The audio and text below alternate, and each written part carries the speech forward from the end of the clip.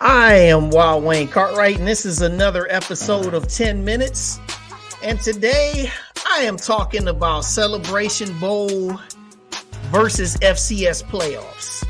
This is a highly contested, highly debated topic that will continue to go on and on and on, and it probably is a dead-ended subject, but I'm going to give it a try according to Wild Wayne. All right, first off, we talk about Celebration Bowl. All right, now many of y'all probably saw this today where they talked about how the viewership dipped to a historic ratings low. And the funny thing was, this article was written by HBCU Sports. And the way that it was written, I get it. It was written to try to make a point and show just like, hey, you know, things are not as what they were the previous couple years. But the funniest thing about it is that many of y'all out there took this article and used it as a source of trash talk, which was absolutely stupid. Because the fact of the matter is, this is a bowl game for us. This is a bowl game where many of our people showed up. It didn't matter if they were affiliated to FAMU or Howard or not. They showed up. They had a good time. But then people took the initiative to try to formulate an opinion about the ratings. But then when we call you out and we show you different things like this, that, yeah, it was the smallest audience in the 8-year history, but it drew 1.5 million viewers on ABC. And then if you look here, it drew so much better of a rating than some of the other bowls that played on Saturday. I mean, Myrtle Beach Bowl, New Orleans and Independence Bowl. I mean, teams that were 6-6, you know, didn't really have much going for themselves. They were just playing to just play. It was a glorified exhibition. But yet, everybody always wants to say, well, it only drew that much. It didn't draw like we drew when it was Jackson State. We'll get on that in a second. But also, what goes with the factors of this game on Saturday? It was going up against Kansas, who's number 2 ranked in America in college basketball. They were playing Indiana on CBS. But also, most importantly, on the NFL Network, the Vikings were playing the Bengals. Everybody knows that the NFL generates the highest ratings of sports in this country. And you know that there was a split difference between people who chose to watch and people who chose not to watch. Some people probably didn't even watch because they were hating the fact that their team wasn't even there. My school's never made it to a Celebration Bowl, but yet I watched it in earnest. I go on. This guy right here, he's the main reason why people were watching the last couple years. You can say what you want about, oh, you know, people were watching the Celebration Bowl because they wanted to see the product on the field. Let's not kid ourselves here, man. This guy's influence was over the whole thing. No, I'm not sitting up here trying to hate, because the first thing that people will say is, well, who is your team? And when has your team ever been there? And if you say that as your rebuttal, then you completely miss the entire point of what I've said to this point. Let's go. Now we get to the FCS playoffs, man. And some people, they sit here and they say, well, what's the point of going to the FCS playoffs when you got to go play at places like these? You look at Montana with that beautiful setting. That stadium there, Washington Grizzly Stadium in Missoula, Montana, it seats 26,000. That place is packed religiously. Those folks love that football team. They love the atmosphere, and they make a true home field advantage. It's loud. Or on the right side, North Dakota State, the Fargo Dome. Seats a little less than 20,000, but that place is loud, it's rocking. You know, a lot of times they say, well, we can't compete with teams like these. HBCUs, when they've gotten to the FCS playoffs, they've gotten beaten many, many times. They've never really ever won anything. But the thing about it is, though, is I get the fact that we probably can't even match up with probably the majority of all these teams that are in these playoffs.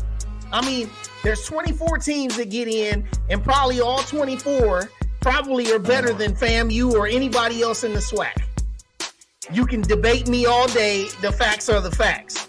But my point about saying this is, maybe our teams aren't good enough today. Maybe they haven't been good enough previously. But what's to say that you can get one of those kind of all-time, once-in-a-generation teams that can get in this thing and actually make a legit run? We never will know, because the way the current setup is right now is the SWAC champion and the MEAC champion is locked into the Celebration Bowl. Now, FAMU a couple years ago, it was the perfect storm. They lost a 1-point decision during the regular season to Jackson State. They won all the rest of their games. They ended up going on to the FCS playoffs. Now, they didn't make a good showing when they got there. But the point of the matter is that they had an opportunity. Now, maybe you may not think that the winning this championship on the right means more than the one on the left. In the HBCU traditions and all the culture, yeah, the one on the left is one that matters a lot to HBCU people, because oftentimes it signifies winning an HBCU championship. Now, about the HBCU championship for me. Now, yeah, my schools won it, but to me, it really never meant a whole lot to me personally, because it's not a national championship. It's a championship within HBCUs, but it's not a championship that's recognized outside of HBCUs. The one on the right, where South Dakota State won it last year and they're a favorite to win it this year, that's a championship that people see. It's something that's recognized. If one of our HBCU teams ever got their hands on that kind of trophy, imagine what it would do. Now, I can digress. And I know I hear people even right now nipping at my neck talking about, man, that thing, playing for this, playing for that. We make money off the Celebration Bowl. We're on national TV. It doesn't make sense to be going someplace like Montana or Brookings, South Dakota in the cold and getting beat, entertaining for them white folks, or trying to be accepted by those white folks. Well, guess what? You talk about entertaining and looking to be accepted by white folks. The man on the left, he's a guy that runs programming for ESPN. Looks white to me. How about the guy on the right? You know, cricket. You know, the one that sponsors the Celebration Bowl, the one that handles and puts forth the money for that $2 million payout per conference. Oh, cricket, the one that sponsors the game for another 4 years. Looks pretty white to me. So when people sit up here and say, well, we're trying to be accepted by white folks, stop that stupid, lame argument, man. The fact of the matter is that we need to try to get better ourselves. We got so much development that we need to put in. We got to get strength in the trenches. We got to get better at quarterback. We got to get better at coaching, man. Now, we've got some pretty good coaches. But one thing we got to do is we got to get bigger staffs, man. That stuff comes with funding. We got to get better with the atmospheres of our stadiums. We got to get into the fact that where we get people who actually come to the game, who actually give a damn about what's on the field. We got to be able to get to the point, man, where we stop arguing amongst ourselves, doing meaningless, endless trash talk, talking about our crowd is bigger. We've gotten better band. Look at what we've got. What do you have? All this stuff that we argue about every single day on these Facebook pages, all these forums, going back and forth. Trash talk is cool if we actually were improving. Yes, FAMU, you had a phenomenal season. You beat everybody. But doesn't it kind of leave you wondering with an empty feeling, what else could they have done? We never will know. So, in the debate of Celebration Bowl versus FCS playoffs, Wild Wayne kind of sits in the middle of the whole thing. I'm either right, wrong, or indifferent. I see the pros and cons on every side. But one thing I want everybody to stop doing this dumb stuff like tearing each other down about the ratings of the game. This is a bowl game that's for HBCUs. If you didn't show up, shut up.